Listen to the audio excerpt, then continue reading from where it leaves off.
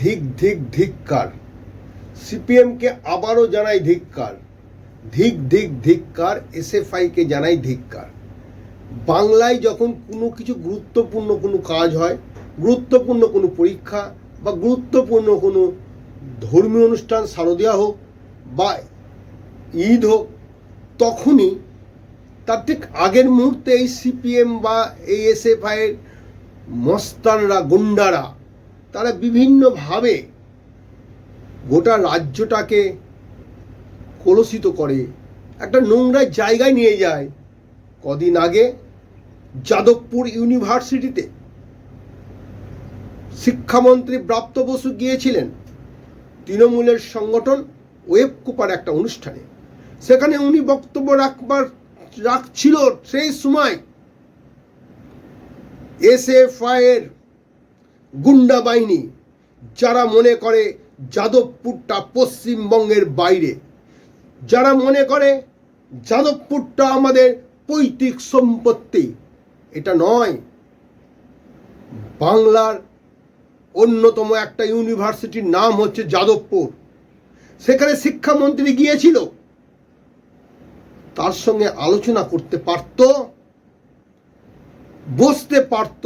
শিক্ষামন্ত্রী বারবার বলে আমি আপনার সঙ্গে বসতে চাই, কিন্তু তারা গো ব্যাক স্লোগান দেয়।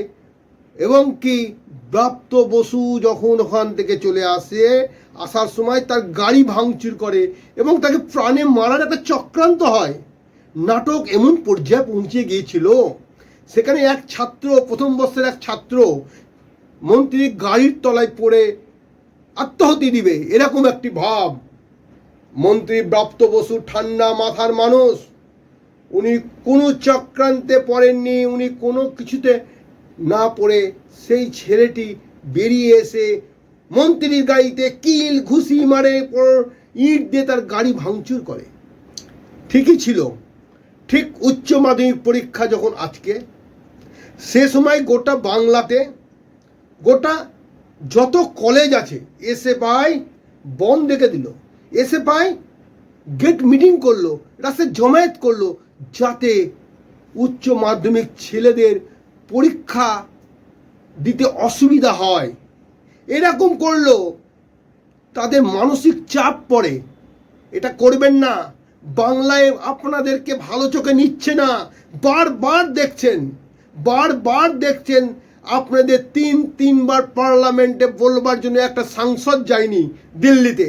আপনারা দুবার গোল্লা পেয়েছেন এই বিধানসভাতে। এরপর কেন আপনারা মানুষের কাছ থেকে দূরে সরে যাচ্ছেন? একটা করে নোংরামি করবেন, মানুষের কাছ থেকে দূরে সরে যাবেন, এটা কিন্তু করেন না। এটা বাংলার মানুষের অনুরোধ। তাই বলছি, উচ্চ মাধ্যমিক পরীক্ষা চলছে, উচ্চ মাধ্যমিক পরীক্ষার জন্য তৃণমূল সমর্থিত ছাত্র পরিষদ প্রতিটি স্কুলে গিয়ে জলের বোতল, কোথাও পেন, কোথাও চকলেট, ফুল দিয়ে তাদের অভ্যর্থনা জানাচ্ছে।